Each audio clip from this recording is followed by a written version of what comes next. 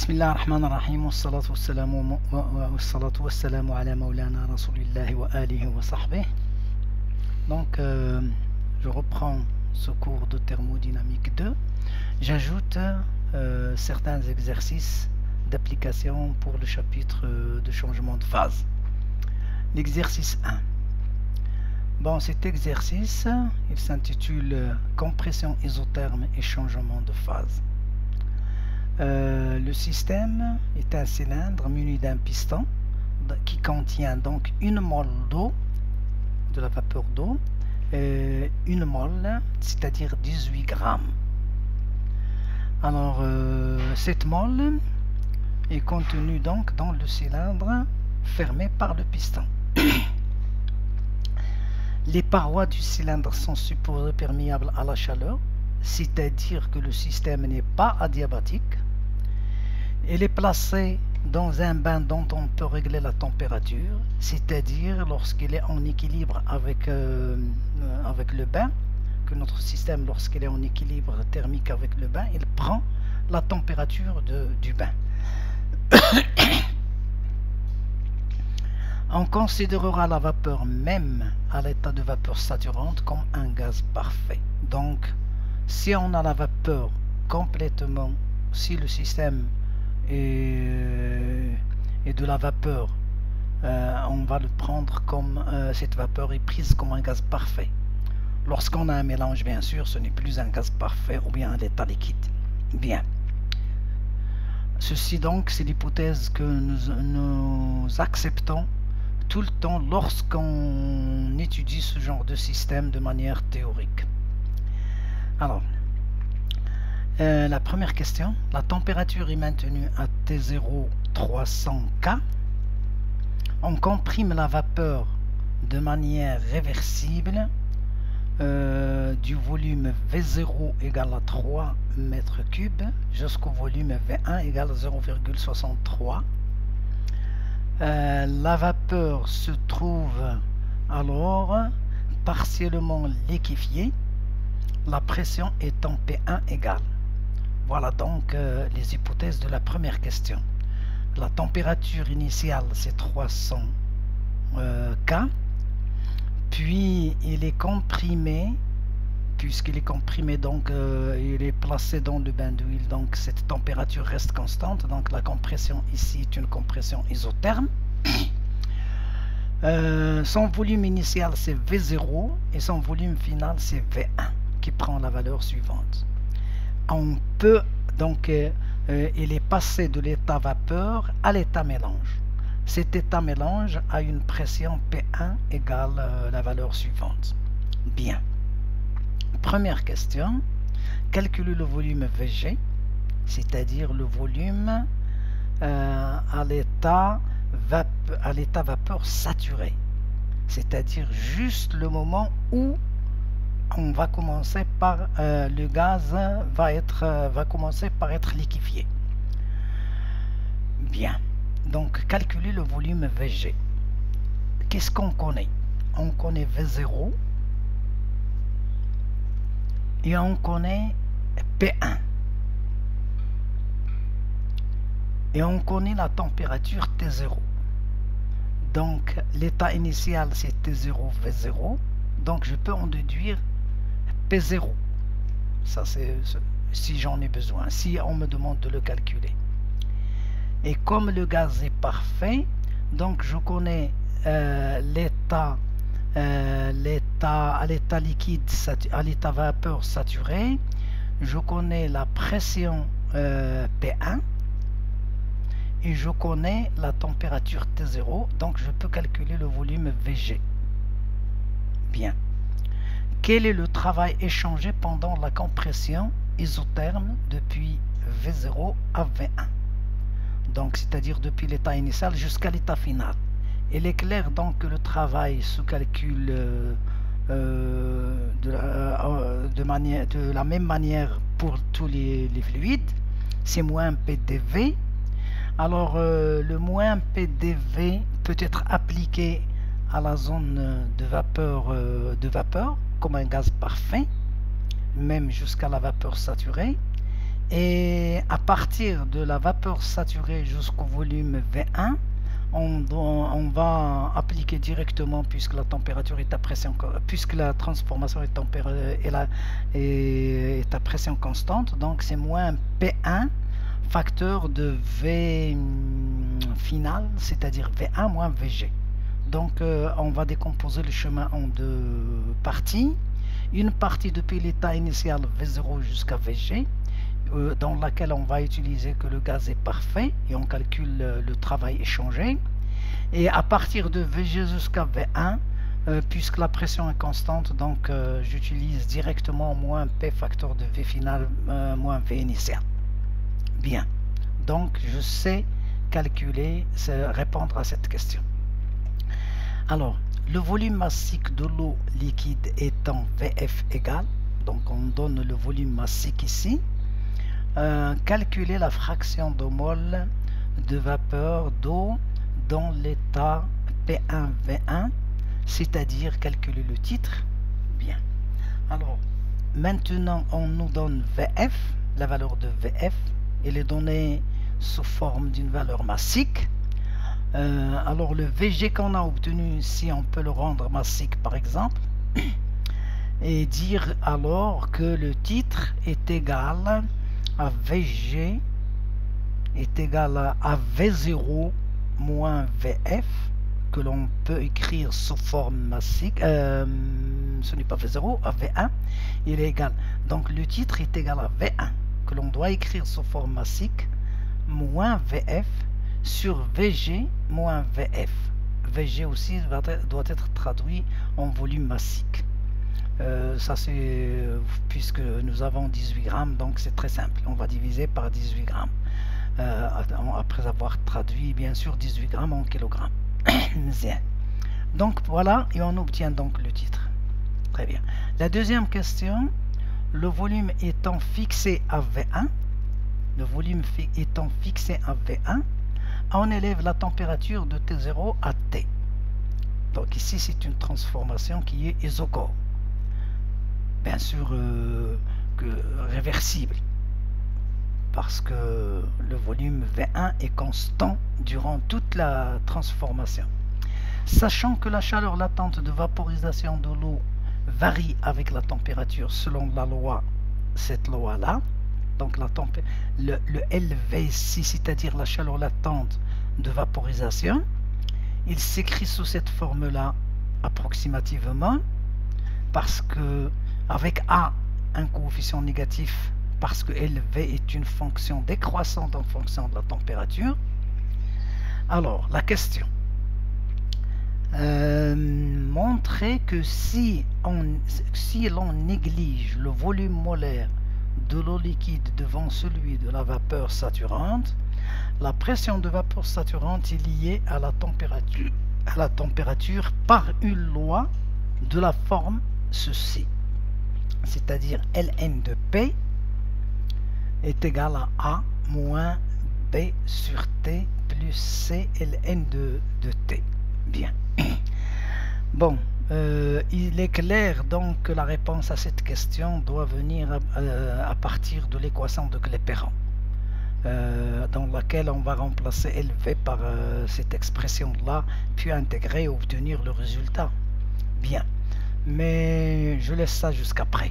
Alors, trouver une relation donnant la température T2 à laquelle la phase liquide disparaît entièrement.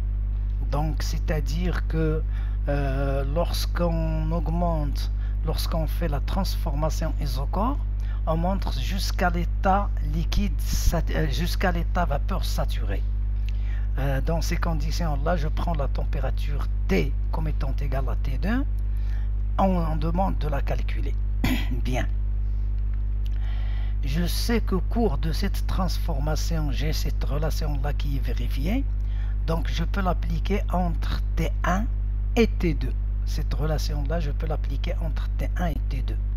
Et j'aurai alors une relation entre PG ici et la pression à l'état, une relation entre P1 c'est-à-dire cette pression-là, et la pression P2 avec la température T2, qui est l'état de vapeur saturé. Et puis, à partir de ces deux relations, on doit chercher l'expression de T2. Bien, avec les approximations nécessaires, on obtient donc que T2 est égal à cette expression-là. Bien, je laisse ça jusqu'au développement des calculs. Bien, regardons donc la solution, comment elle est exposée. Tout d'abord, on doit tracer la transformation. Je suis à l'état de vapeur surchauffé, c'est l'état initial. La compression étant isotherme, donc je suis une isotherme jusqu'à l'état V1. À l'état V1, donc, on me demande de faire les calculs nécessaires, c'est-à-dire dans cette zone-là, le gaz est parfait, donc je sais calculer l'expression du travail. Dans cette zone-là, le travail est facile à calculer parce que la pression est constante. Dans cette zone-là, la deuxième transformation qui est isochore, on passe de l'état 1 à l'état 2. Alors, on utilise l'équation de Clapeyron pour laquelle LV étant une fonction décroissante de la température. C'est-à-dire qu'en montant ici vers le haut, le LV diminue. C'est-à-dire que l'expression de LV à l'état 1 est supérieure au LV à l'état 2. Bien. Alors le travail, donc, c'est W de 0 à 1 qui est égal à cette expression-là, que l'on peut intégrer entre 0 et I pour obtenir l'expression ci. La deuxième intégrale donne ce résultat, ce qui donne alors que W1 est égal, par application numérique, on obtient donc W01 est égal à ceci. Bien, nous avons dit que la question suivante, c'est le titre. Donc, c'est V1 moins VF sur VG moins VF. Ici, j'ai traduit VF en volume molaire. Quand j'ai expliqué, j'ai dit que nous devons traduire ce V1 en volume massique, c'est la même chose. C'est-à-dire, ou bien j'écris V1 sur M moins VF et VG sur M moins VF. Et j'obtiens donc approximativement V1 sur VG, j'obtiens ce résultat. Bien. Alors, la deuxième question, nous avons dit que d'après l'équation de Clapeyron, on sait écrire cette relation-là, qui, lorsque je remplace LV par son expression ci, et j'intègre, j'obtiens donc ce résultat, et j'obtiens donc l'expression de B de C. Et A étant une constante qui dépend donc des conditions initiales. Bien. Alors, la deuxième question, c'est-à-dire B, j'écris donc la relation que nous avons obtenue ici, je l'écris à l'état 1, et je l'écris encore à l'état 2, parce qu'il est vérifié, c'est une relation entre la pression et la température. C'est la relation que nous avons signalée quand on avait dit que la pression et la température restent constantes sur un palier. Donc, en se déplaçant à travers les paliers, cette relation-là est valable. La relation entre P et T. Alors, je l'écris en 1, à l'état 1, et je l'écris à l'état 2. Et je fais la différence pour faire disparaître le A que j'ai ici, parce que si je mets cette relation moins cette relation, le A va disparaître, et j'obtiens donc l'expression ici. Alors, j'utilise le fait que le gaz est parfait, qu'on a une seule mole, et j'utilise donc oui, c'est-à-dire cette relation-là, elle est écrite P2 V1 est égal à RT2.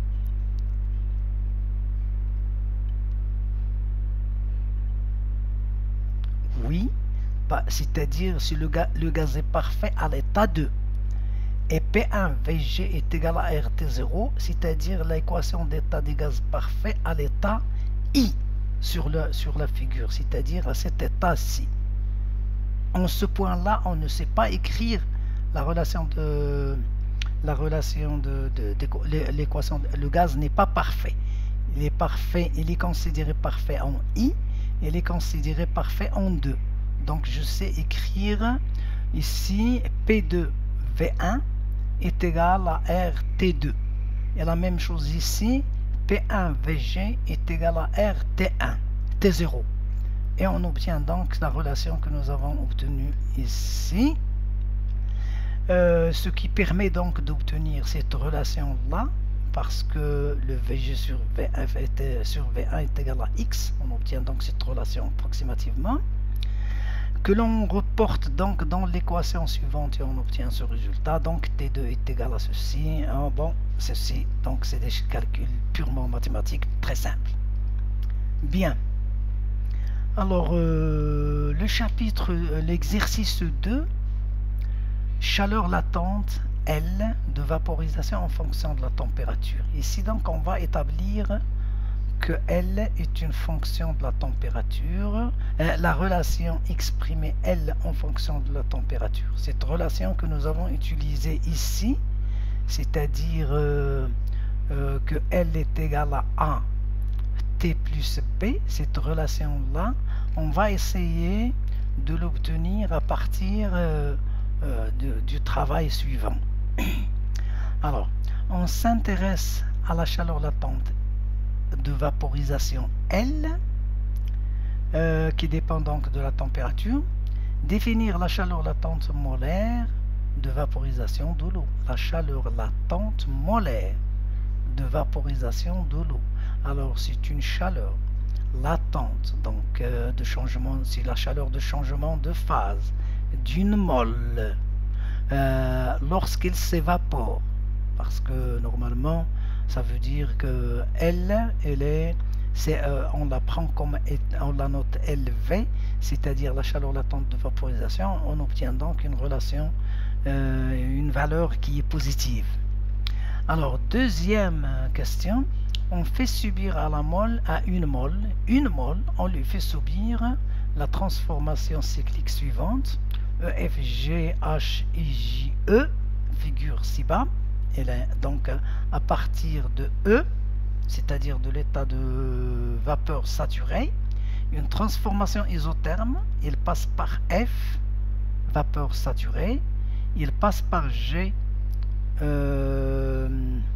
arrivant à G, où le liquide est saturé, puis on continue de manière isobare jusqu'à H de température T. Alors on revient vers E de manière isotherme.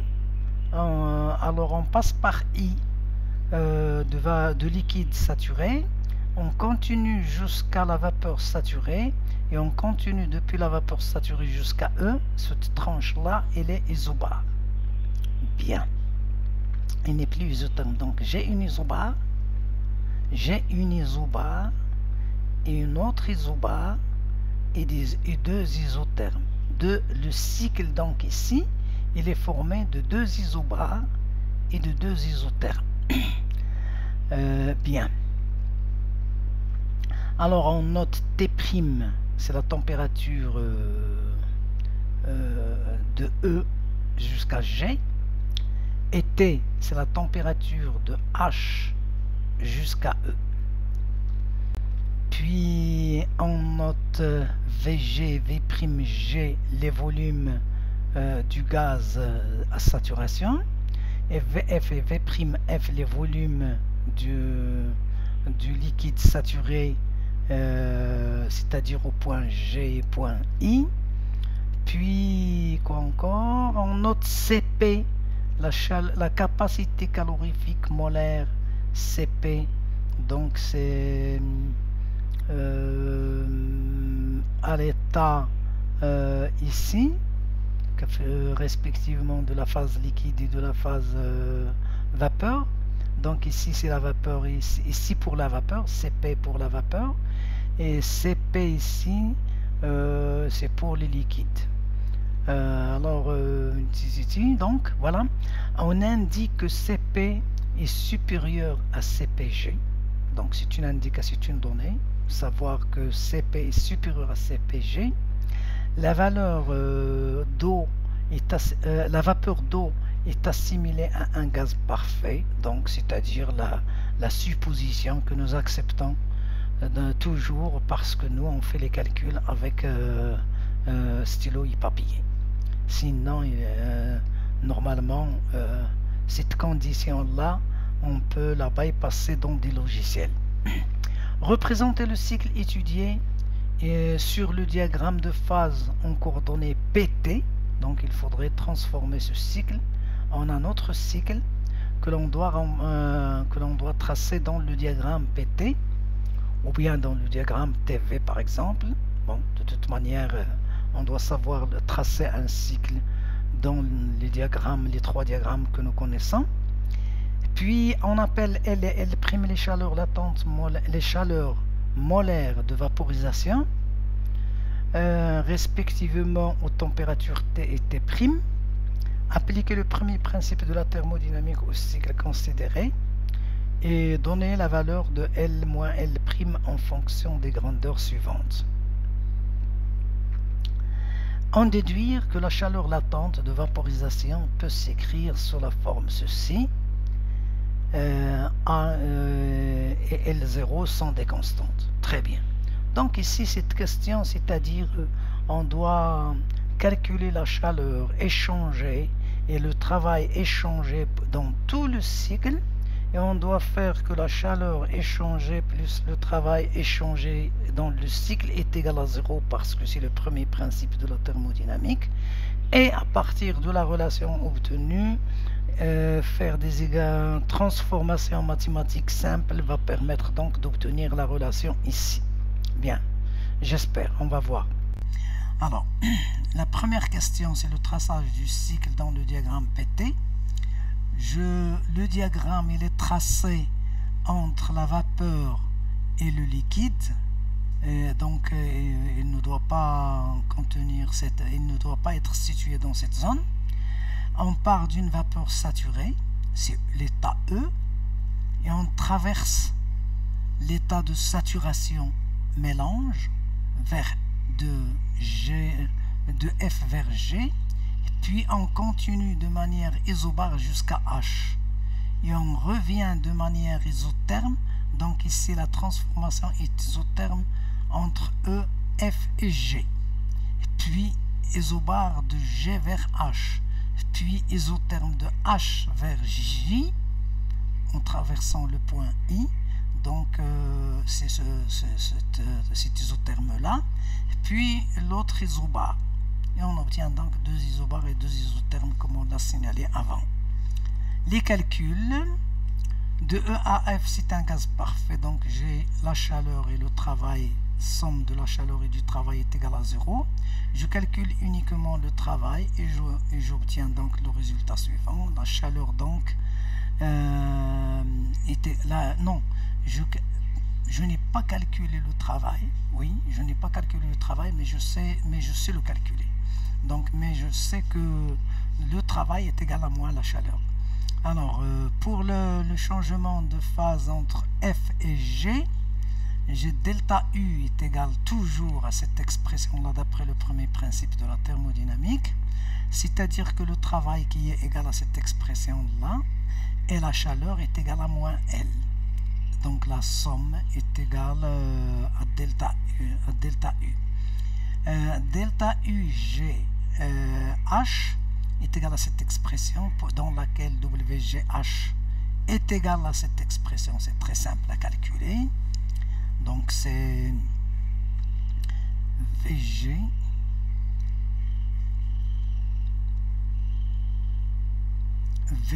moins V1 qui approximativement est égal à 0. Alors pourquoi j'ai mis ici VG moins V1?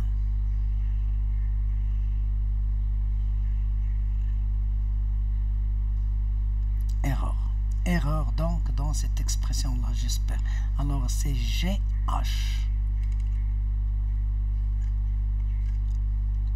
G c'est V'F.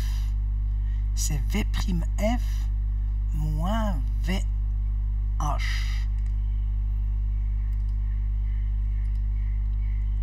Que je dois écrire ici.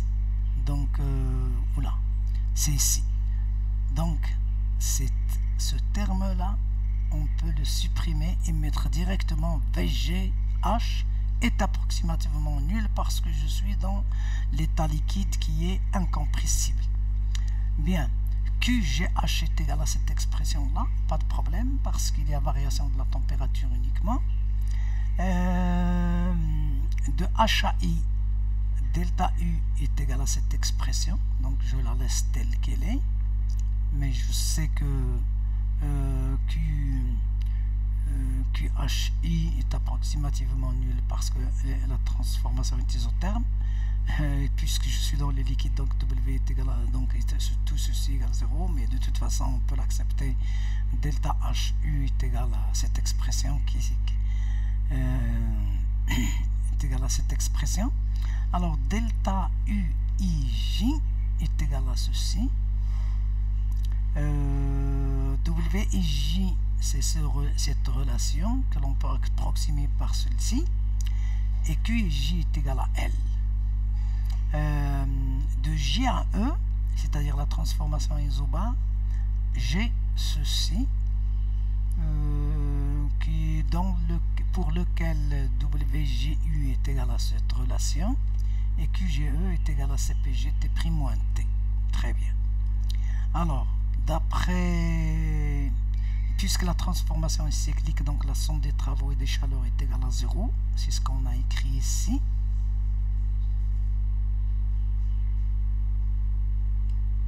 Alors, regardez bien s'il vous plaît, le WGH est remplacé par l'expression que j'avais signalée avant. C'est-à-dire quoi?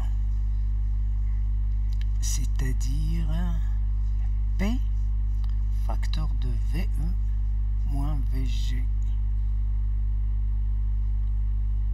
Non, VGH il est remplacé par 0, donc tout de suite. Alors, j'ai le premier résultat P'V' G moins L' plus CP facteur de T moins T' moins P facteur de moins PVG plus L plus ce terme plus ceci égale 0. Bon, j'admets que c'est ça.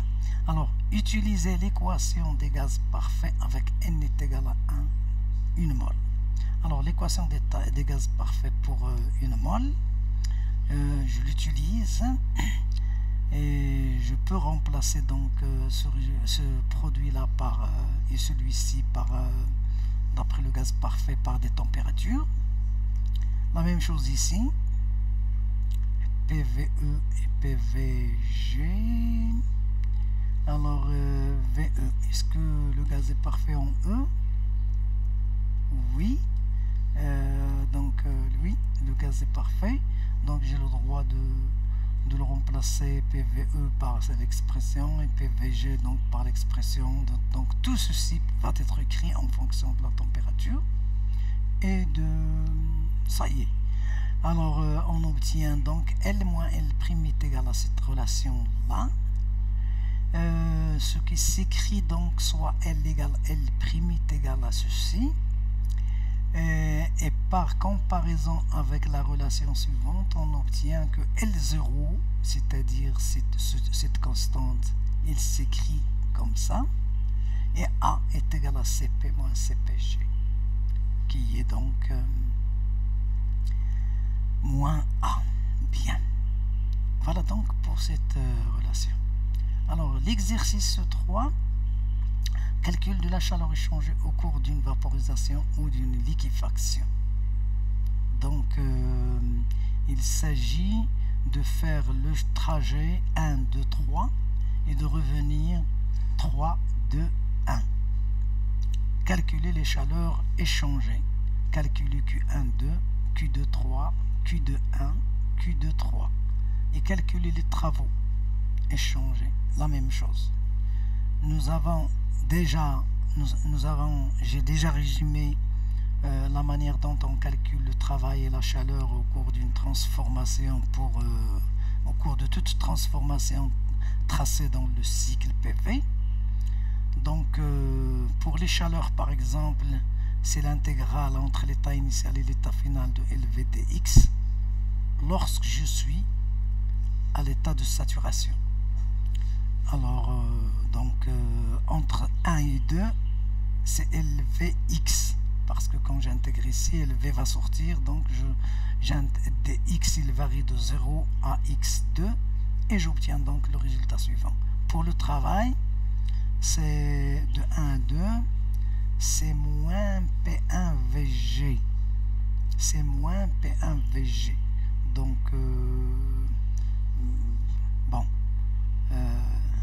entre 1, le volume ici c'est VF, que je peux négliger devant VG, et j'obtiens donc le résultat que j'ai ici.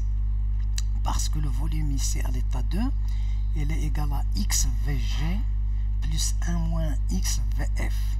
Et le volume ici c'est VF. Et je fais la soustraction, la transformation isobar et j'obtiens donc le résultat, j'espère. Pour de 2 à 3, j'intègre donc LVDX et j'obtiens le résultat ici parce que je passe de l'état initial à l'état final. Bien.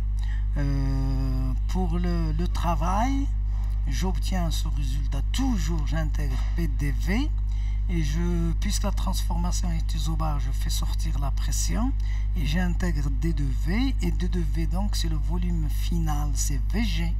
Et le volume ici initial, c'est XVG plus 1 moins XVF.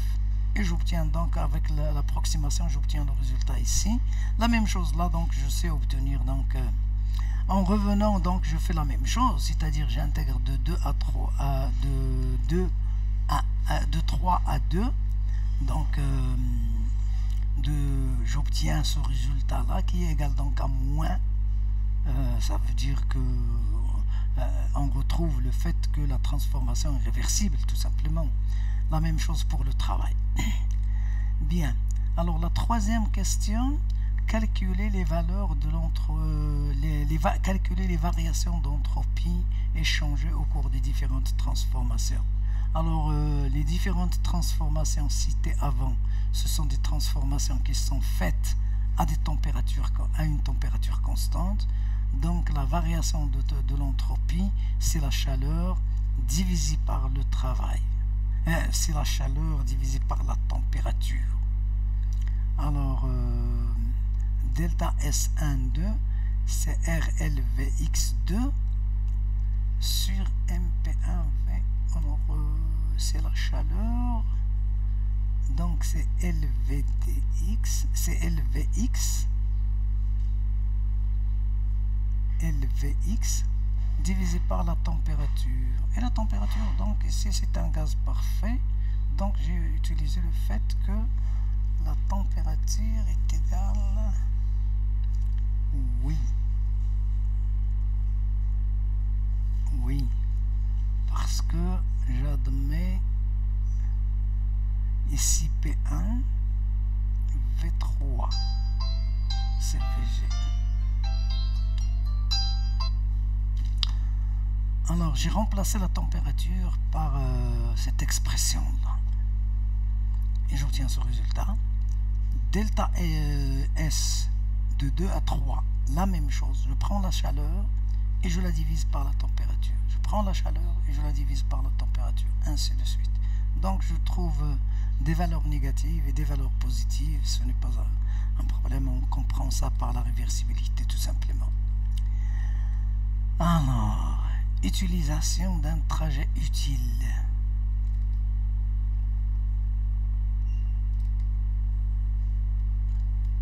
Oui.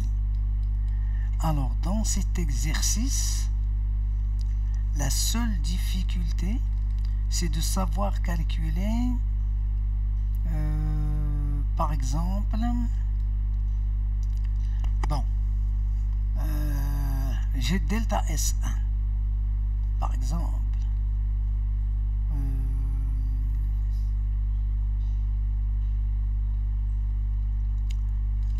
je lis l'exercice pour ne pas dire des bêtises. Un cylindre thermiquement isolé, muni d'un piston mobile sans frottement, contient de l'eau liquide de masse M égale 2 grammes. Donc, mon système, c'est 2 grammes d'eau à l'état liquide initial, que liquide. Donc on équilibre avec de la vapeur à la température T1. Le titre en vapeur étant égal à X1. Donc mon système est un cylindre muni d'un piston sans frottement qui contient donc de l'eau liquide de masse M2,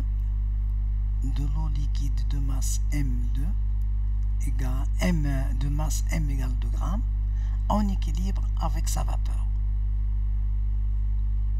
Donc mon système, c'est les 2 grammes qui sont à l'état liquide, surmonté par de la vapeur dont la masse, je ne la connais pas. On vaporise partiellement l'eau liquide. Lorsqu'on fait évaporer donc l'eau liquide, c'est-à-dire que la température reste constante et la pression reste constante, en soulevant lentement le piston jusqu'à atteindre une température T2. Le titre en vapeur étant alors X2. Bien. Déterminer l'expression de la variation d'entropie au cours de cette vaporisation, en déduire le titre X2, sachant que X1 égale.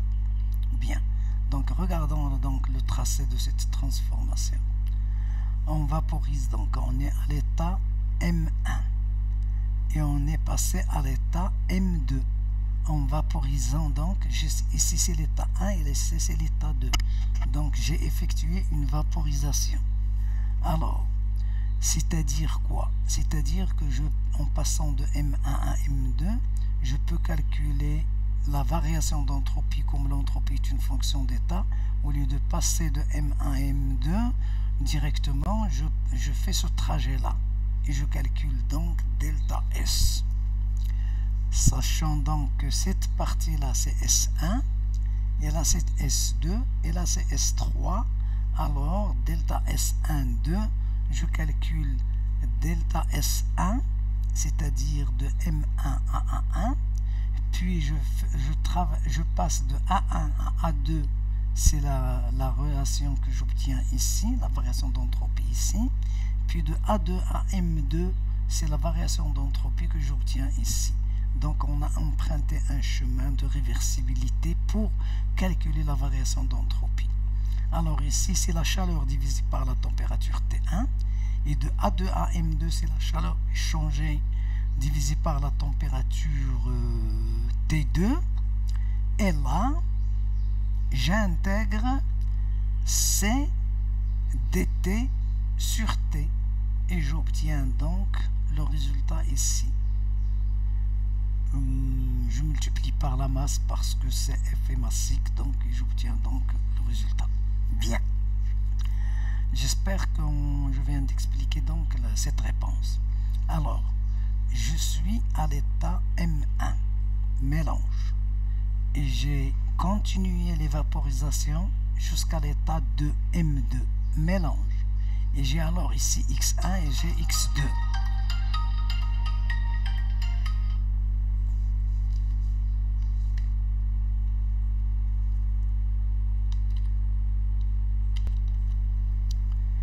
Bon, je continue parce que je viens de répondre au téléphone, mais je continue l'explication. Donc, l'état initial c'est M1 et l'état final c'est M2. C'est une vaporisation depuis l'état 1 jusqu'à l'état 1 jusqu'à l'état 2.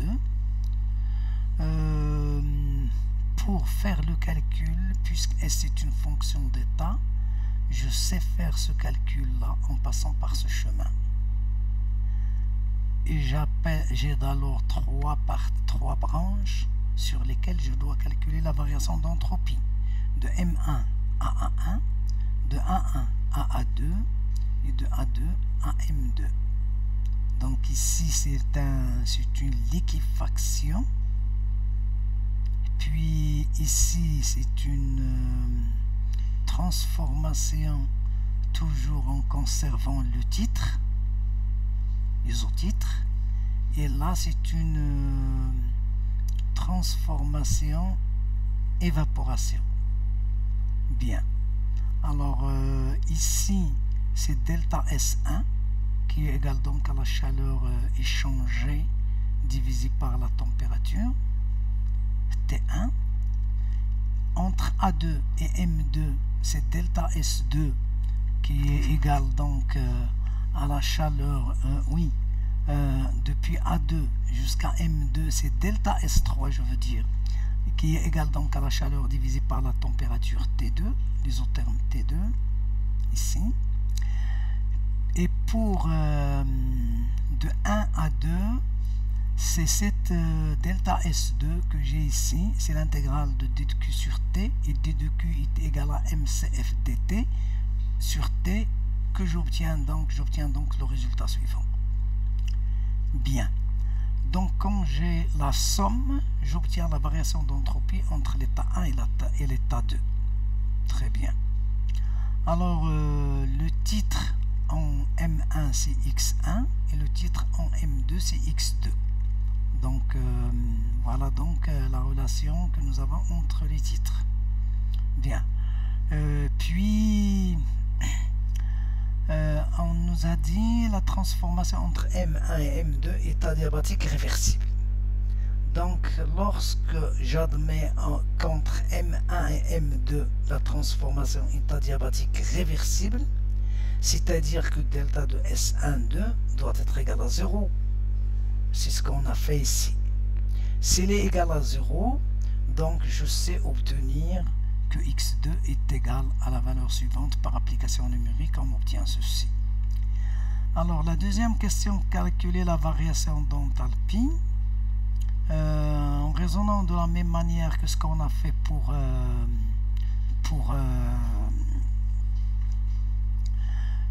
l'entropie.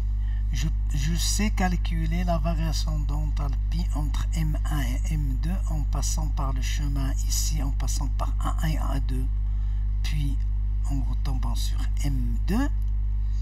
Et je sais donc obtenir delta H1 ici, c'est égal à la chaleur, et delta H ici entre A2 et M2 est égal à la chaleur échangée parce que les deux transformations sont isobares. Il reste à calculer delta H entre A1 et A2, c'est-à-dire delta H2 ici, qui est égal donc à delta U plus delta de PV, qui est égal automatiquement à delta U2 parce que delta de PV est égal à 0 parce que la pression PV, le volume est égal parce que le liquide saturé est incompressible, donc ceci le produit PV, delta de PV est égal à 0. Il reste donc delta de U est égal à la chaleur, MCF est facteur de T2 moins T1. Alors delta de H3 est égal à la chaleur échangée, donc delta de H1 est égal à cette relation. Par application numérique, on obtient ce résultat. Je vous remercie. Wassalamu alaikum wa rahmatullah.